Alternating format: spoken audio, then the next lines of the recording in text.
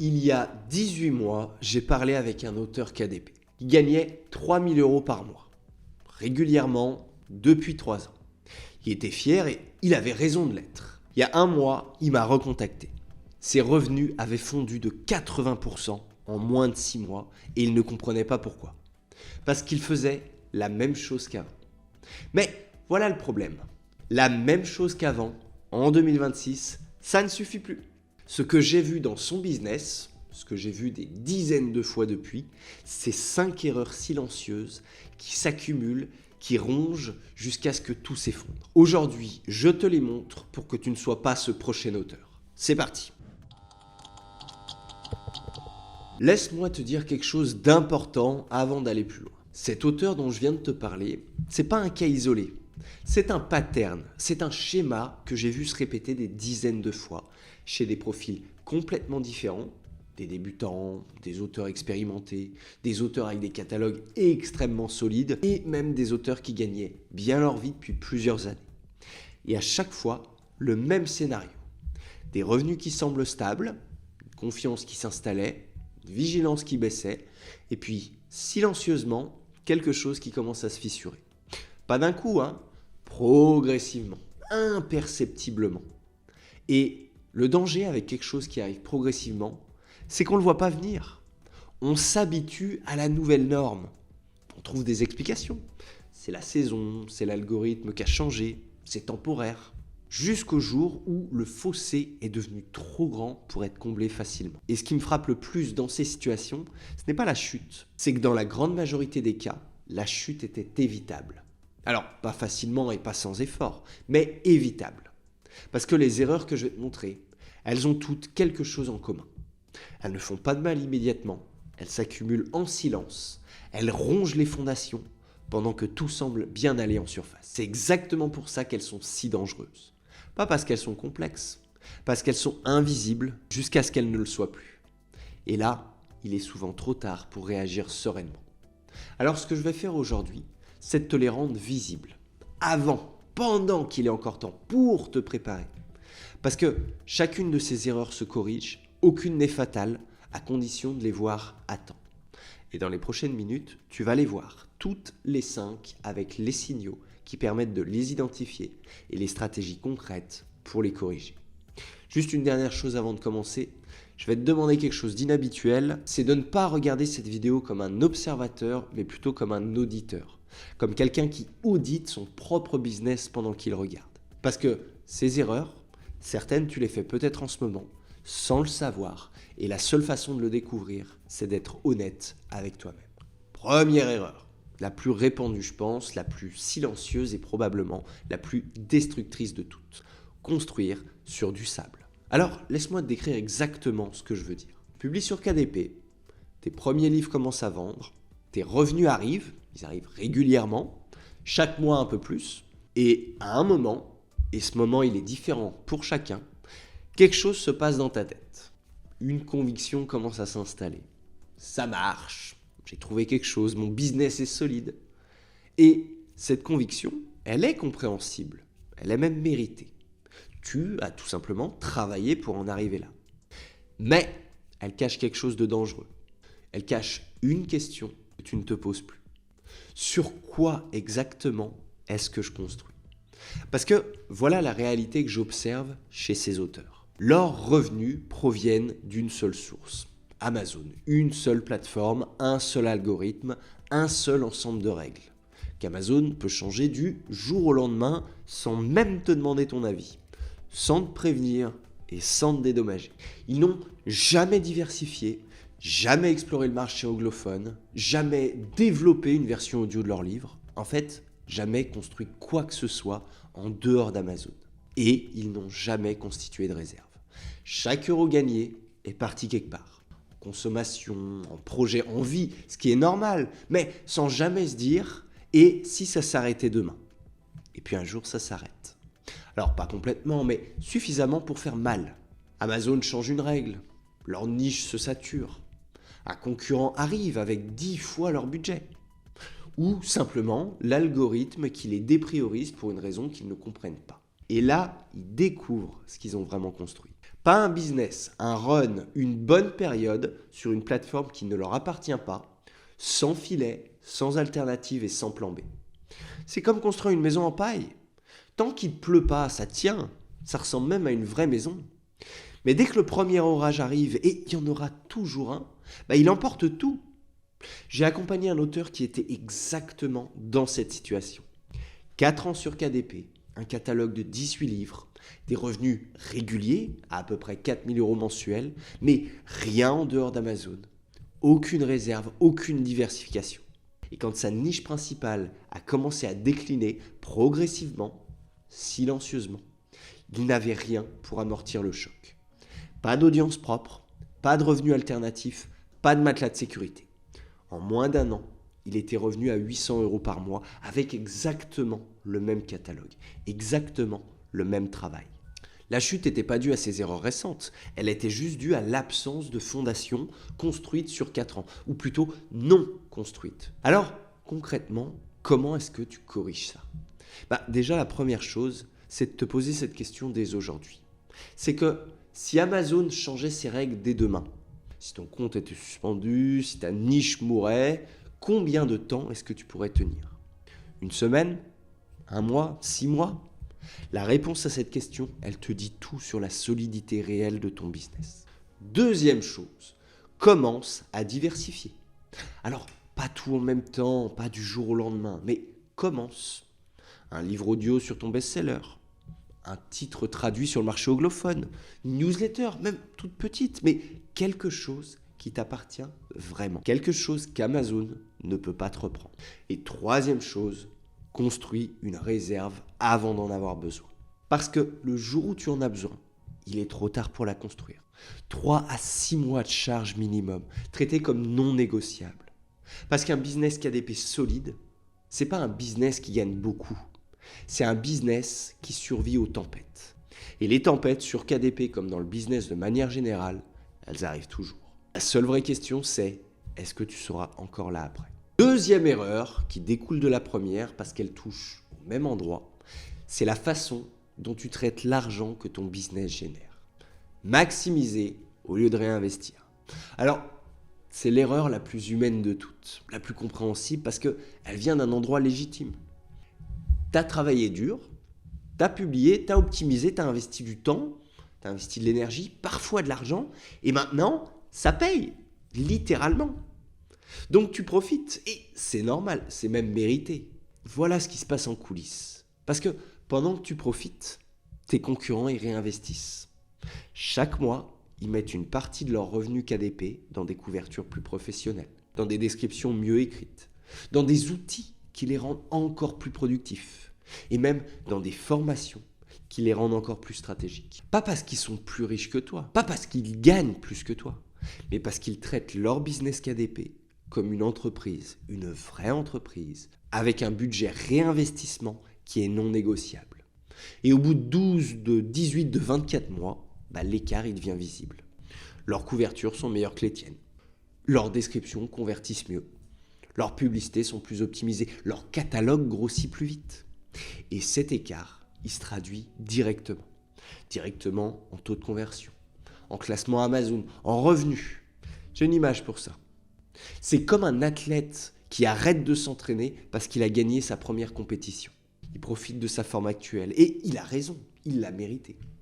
Mais pendant ce temps, ses concurrents s'entraînent chaque jour sans exception. Et un jour, il se retrouve sur la ligne de départ moins rapide, moins affûté et moins compétitif, sans jamais avoir compris pourquoi il a perdu. Parce qu'il n'avait pas perdu contre quelqu'un de plus talentueux. Il avait perdu contre quelqu'un de plus constant. C'est exactement ce qui se passe quand tu maximises au lieu de réinvestir. Tu vis sur ta forme actuelle, pendant que les autres construisent leur forme de demain. L'année dernière, j'ai accompagné 2 auteurs en même temps. On était à peu près au même niveau de départ. Presque la même niche, la même thématique, mais presque la même niche. Les mêmes revenus initiaux, à peu près. On était autour de 1400 1500 € par mois. Claire, appelons-la Claire, réinvestissait systématiquement 30% de ses revenus dans des couvertures, dans des formations, dans ses publicités, dans des outils. Et Nathalie, appelons-la Nathalie, elle prenait tout. Parce qu'elle en avait besoin. parce qu'elle le méritait, parce qu'elle ne voyait pas pourquoi s'en priver. 18 mois plus tard, Claire était à 4 200 € et Nathalie était à 1 800 € par mois. Même point de départ, même marché, même talent, une seule différence, la façon dont elles traitaient leurs revenus. Alors, concrètement, comment est-ce qu'on corrige ça? Première chose, tu définis ton pourcentage de réinvestissement avant même de toucher à tes revenus. Pas après, avant. Je recommande 20 à 30% selon ta situation. Pour le coup, c'est vraiment un point de départ assez sérieux. Deuxième chose, tu priorises tes investissements par impact. Pas par envie, par impact. Dans cet ordre-là, les couvertures d'abord, parce que c'est ce que le lecteur voit en premier. L'optimisation des fiches produits ensuite, parce que c'est ce qui fait acheter. La pub après, parce que c'est ce qui amplifie ce qui fonctionne déjà. Et les outils en dernier, parce que c'est ce qui te fait gagner du temps. Troisième chose, traite ce budget comme non négociable. Pas comme de l'argent disponible si tu n'as rien de mieux à faire, d'accord? Comme une ligne budgétaire fixe que tu honores chaque mois, même quand c'est tentant de ne pas le faire. Parce que voilà la vérité inconfortable sur KDP en 2026. Les auteurs qui vont dominer, ce ne sont pas ceux qui gagnent le plus aujourd'hui. Ce sont ceux qui réinvestissent le plus intelligemment. Parce que dans un marché qui s'accélère, ne pas réinvestir, c'est reculer, même quand tu as l'impression de rester sur place. Troisième erreur. Pour le coup, celle-là, c'est la plus sournoise de toutes, parce qu'elle arrive au moment où tu te sens le plus en confiance. Tu as trouvé une niche qui marche, mais genre qui marche vraiment. Les ventes arrivent, le catalogue grandit, la stratégie est rodée, et tu t'installes. Naturellement, parce que ça marche. Pourquoi changer? C'est humain, c'est même logique. Mais voilà ce que personne ne te dit. C'est que les niches, elles ont un cycle de vie.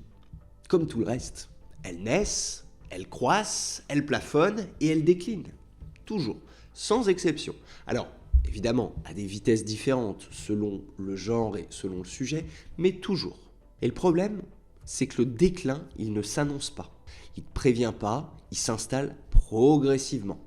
Il s'installe pendant que tu continues à publier, pendant que tu continues à investir dans une niche qui est en train de mourir. Vous allez me dire, comme d'hab, mais j'ai à nouveau accompagné un autre auteur. On va l'appeler Romain. Romain, il avait trouvé une excellente niche il y a quelques années. Il avait publié 6 livres dedans. Tous performants, tous rentables. Et pour le coup, il avait continué. Il avait publié un 7e livre, un 8e, un 9e, sans jamais se questionner, sans jamais regarder ce qui se passait autour de lui. Vraiment, sans jamais se poser la question, est-ce que cette niche sera encore là dans 12 mois? Parce que les signaux étaient là. Ils étaient visibles pour ceux qui savaient les lire. Les avis sur les best-sellers s'étaient ralentis. Les nouveaux titres qui perçaient, il y en avait de moins en moins. Les prix avaient un peu baissé. Et les ventes organiques, elles avaient commencé à fléchir petit à petit. Tous les signaux d'une niche qui s'essoufflait. Et Romain ne les voyait pas, ou ne voulait pas les voir. Parce que changer de niche, ça demande de l'énergie. Et quand tout semble encore fonctionner, on reporte. Oh, la semaine prochaine, je regarderai ça. Ok, le mois prochain, je réévalue. Allez, après ce prochain livre, prends le temps d'analyser. Et puis un jour, le 10e livre sort et les ventes ne sont pas en rendez-vous. Le 11e non plus. Le catalogue entier commence à décliner. Et là, Romain, il se retrouve dans une situation très difficile. Parce qu'il a 11 livres dans une niche mourante. Et il doit absolument tout recommencer ailleurs. Sans l'énergie qu'il aurait eue s'il avait pivoté à temps. Sans les ressources qu'il aurait conservées s'il avait arrêté d'investir plus tôt. C'est comme continuer à pêcher dans un lac à sec en espérant que les poissons reviennent pendant que tous les autres auteurs sont déjà au bord d'un autre lac. C'est dommage. Donc concrètement, comment est-ce que tu corriges ça? Il y a 4 signaux de déclin d'une niche que je surveille systématiquement et que je conseille à tous mes clients de surveiller. Tous les 3 à 6 mois, sans exception. D'accord? Signal numéro 1, la vélocité des avis. Est-ce que les best-sellers de ta niche continuent à recevoir des avis récents? Des avis de ce mois, de cette semaine? Si les derniers avis datent de plus de 6 mois, c'est que ta niche est en train de s'endormir. Signal numéro 2, le renouvellement des best-sellers. Est-ce que les mêmes livres trustent le top depuis 2 ans sans jamais être délogés? dans une niche vivante, de nouveaux livres percent régulièrement. Mais dans une niche mourante, le classement est quasiment figé. Personne n'arrive à déloger les anciens parce que personne n'essaye vraiment. Et parce que la demande n'est plus là, tout simplement. Signal numéro 3, l'évolution des prix. Est-ce que les prix moyens de ta niche ont baissé ces 12 derniers mois? Une niche saine, elle maintient ses prix. Une niche en déclin, les auteurs baissent leurs prix pour rester visibles. Et cette course vers le bas, c'est un signal extrêmement clair. Et le signal numéro 4, c'est le volume des nouvelles publications. Est-ce qu'il y a de nouveaux auteurs qui continuent à entrer dans ta niche? Parce que si personne n'entre, c'est souvent parce que les données qu'ils regardent disent de ne pas rentrer. Et ces données-là, tu peux les lire aussi. Utilise-les. Mais ces 4 signaux ensemble, ils te donnent une image très précise de la santé de ta niche. Alors, pas parfaite, bien sûr, mais plutôt précise sur un comportement. Et la règle que j'applique, c'est ce que j'appelle le pivot précoce. Tu ne pivotes pas quand ta niche est morte. Tu pivotes quand elle est encore rentable, quand tu as encore les ressources et l'énergie pour construire ailleurs, avant que la chute soit beaucoup trop profonde pour rebondir confortablement. Parce que la bonne question à se poser tous les 3 à 6 mois, c'est pas « est-ce que ma niche marche encore ?» C'est « est-ce que ma niche sera encore là dans 12 mois ?» Et ça, c'est 2 questions très différentes. Et la deuxième, elle change complètement les décisions que tu prends aujourd'hui, parce que tu penses à long terme. Développer sa niche, oui. Publier plus de livres dessus, oui. Explorer de nouveaux angles, oui. Mais si malgré tout ça, les nouvelles publications ne décollent pas vraiment, si tu as l'impression de ramer, de pousser très fort pour des résultats de plus en plus maigres, alors arrête-toi une seconde et pose-toi la vraie question. Est-ce que le problème vient de tes livres? Parce que parfois, on stagne non pas parce qu'on fait mal, mais parce qu'on se fait bien dans un endroit qui ne le mérite plus. Et la différence entre les deux, elle change absolument tout ce que tu dois faire ensuite. Allez, 4e erreur, celle-ci elle touche particulièrement les auteurs qui ont bien commencé. Ceux qui ont eu des premiers succès réels, de premières ventes significatives, et c'est exactement pour ça qu'elle est si dangereuse. Parce que le succès initial fait quand même quelque chose de très humain dans la tête d'un auteur. Il installe une conviction. J'ai compris comment ça marche. J'ai trouvé la formule, je sais ce que je fais.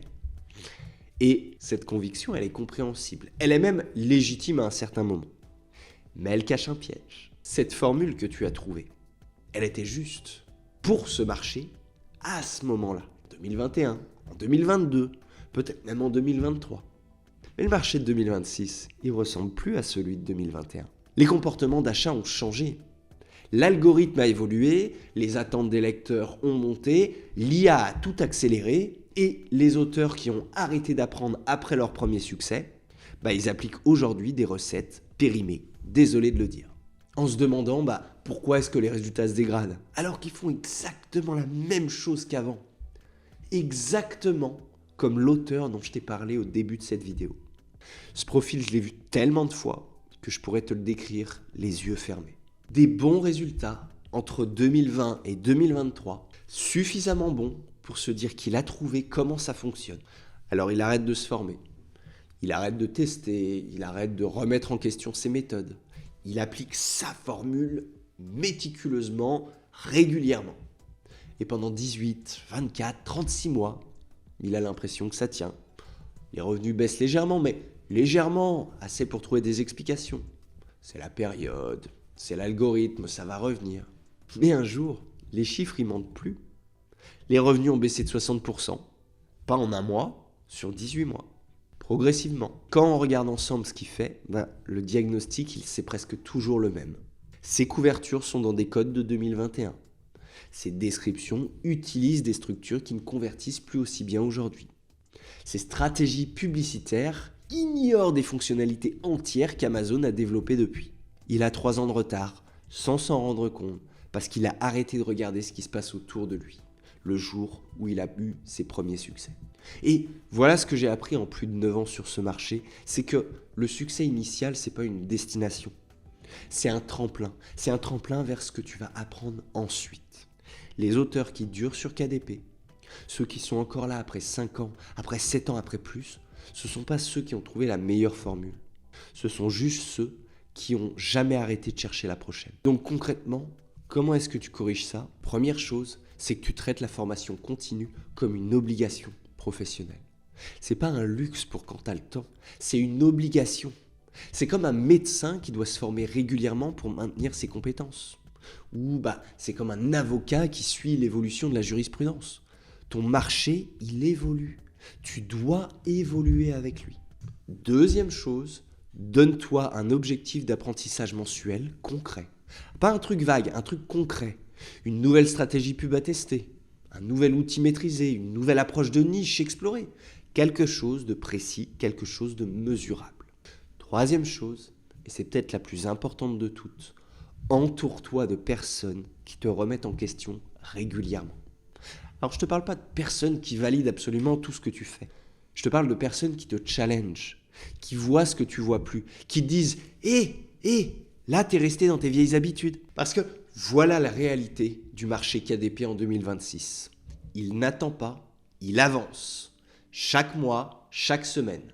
Et soit tu avances avec lui, soit tu regardes les autres te dépasser en appliquant des recettes que toi tu as arrêté de questionner il y a déjà trop longtemps. Cinquième et dernière erreur, et celle-là je sens déjà que ça va diviser parce que c'est un sujet sur lequel les gens ont des positions très arrêtées et je vais les respecter tout en te disant ce que j'observe. Il y a des auteurs sur KDP qui refusent catégoriquement d'utiliser l'IA. Par principe, par attachement à l'écriture traditionnelle, par conviction que ça dénature quelque chose d'essentiel dans le processus créatif, ou même par peur de trahir leur lectorat. Et je comprends. Vraiment, je comprends, ces convictions sont respectables, totalement respectables. Humainement, je les comprends parfaitement. Mais voilà ce que je dois te dire. En 2026, cette position, elle a un coût compétitif réel, qui est mesurable et qui grandit chaque mois. Parce que pendant que ces auteurs écrivent à leur rythme habituel, leurs concurrents qui utilisent l'IA intelligemment font quelque chose de très précis. Ils ne produisent pas des livres de meilleure qualité. Ils produisent à une vitesse différente. Ils testent plus de sujets, ils explorent plus de niches, ils optimisent plus rapidement. Plus de premiers jets dont ils gardent les meilleurs et abandonnent les autres avant même d'y avoir investi trop de temps. Pour le coup, c'est un avantage de productivité. Pas de qualité, je parle, de productivité. Et en 2026, l'avantage de productivité, il se traduit directement en avantage compétitif. Laisse-moi juste te donner une image. Imagine deux menuisiers. Le premier, il travaille uniquement à la main, par conviction, par amour du geste, par attachement à la tradition. Et franchement, il fait un travail magnifique. Le deuxième, il utilise des outils électriques. Il fait un travail tout aussi soigné, mais 3 fois plus vite et avec 3 fois plus de projets livrés. Le premier ne trompe pas ses clients. Il fait quelque chose de beau, de vrai, de sincère. Mais sur un marché concurrentiel, il ne peut pas suivre le rythme. Pas parce qu'il est moins bon, mais parce qu'il a refusé les outils de son époque. Et refuser l'IA en 2026 sur KDP, c'est exactement ça. Tu peux le faire, c'est ton droit le plus absolu, mais sache juste ce que ça te coûte. Maintenant, et c'est important, je ne parle pas d'utiliser l'IA pour générer des livres entiers à la va-vite, ok ? On en a déjà parlé dans cette vidéo. Ce n'est pas une stratégie, c'est une erreur. Je parle d'utiliser l'IA comme levier de productivité, intelligemment, sans sacrifier ce qui fait la valeur de ton travail. Concrètement, voilà 3 usages de l'IA qui changent vraiment la donne, sans jamais compromettre la qualité. Premier usage, la recherche de niche et l'analyse de marché. L'IA peut traiter en quelques minutes une quantité de données qui te prendrait des heures, voire des jours entiers. Identifier des angles inexploités, analyser les avis négatifs des best-sellers, repérer les manquements dans une niche. Tout ce travail analytique, l'IA le fait plus vite, et même mieux que toi sur certains aspects. Deuxième usage, l'optimisation des fiches produits.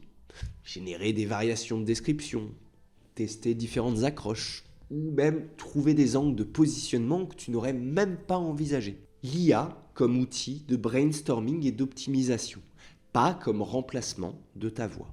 Et troisième usage, la structuration du premier jet.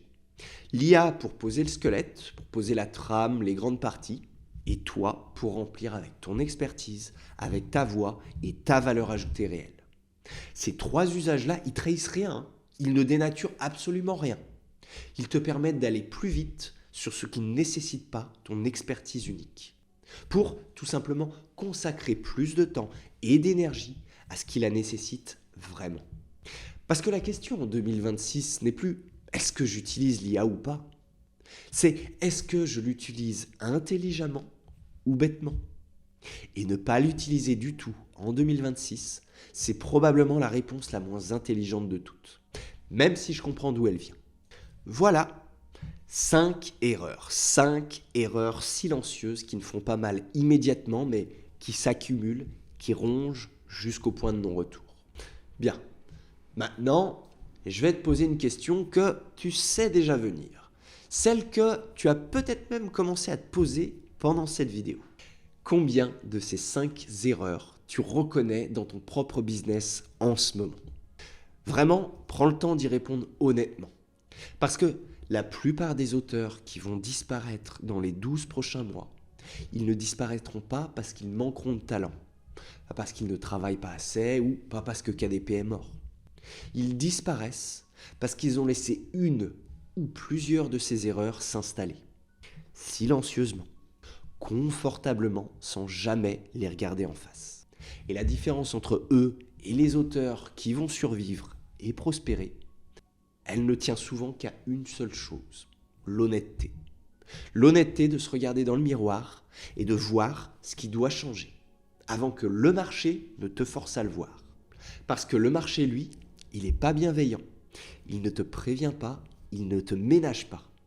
Il sélectionne, froidement, méthodiquement. Mais toi, tu peux choisir. Tu peux choisir de voir ces erreurs maintenant, pendant qu'il est encore temps de les corriger. Et c'est exactement pour ça que je voulais faire cette vidéo. Pas pour te dire que KDP est en train de mourir. KDP ne meurt pas, il se transforme. Pas pour te dire que tu vas disparaître. Tu vas pas disparaître, si tu fais ce qu'il faut. Mais pour te dire, voilà ce que je vois, voilà les signaux que j'observe, voilà les erreurs que je vois répéter encore et encore depuis des années. Et maintenant, tu les vois aussi. Et la bonne nouvelle, parce qu'évidemment il y en a une, c'est que chacune de ces 5 erreurs se corrige. Aucune n'est fatale à condition de les voir à temps. Et tu viens de le voir, maintenant, pendant qu'il est encore temps. Alors la vraie question c'est, qu'est-ce que tu vas faire avec ça? Donc avant de partir, n'hésite pas à me dire en commentaire laquelle de ces 5 erreurs te parle le plus en ce moment. Celle que tu reconnais dans ton business. Celle qui t'a mis le plus mal à l'aise pendant cette vidéo. J'ai pas besoin d'un roman, hein, juste d'un numéro. L'erreur 1, l'erreur 3, l'erreur 5. Et je lis absolument tous les commentaires sans exception. Et pour le coup, je pense que tu vas réaliser que tu n'es pas seul. Parce que ces erreurs, elles touchent tout le monde à un moment ou à un autre dans notre carrière. Bien, maintenant, le moment que vous attendez tous, le traditionnel tirage au sort. Chaque semaine, je fais gagner 1 heure de coaching privé avec moi. Une véritable heure, juste toi et moi.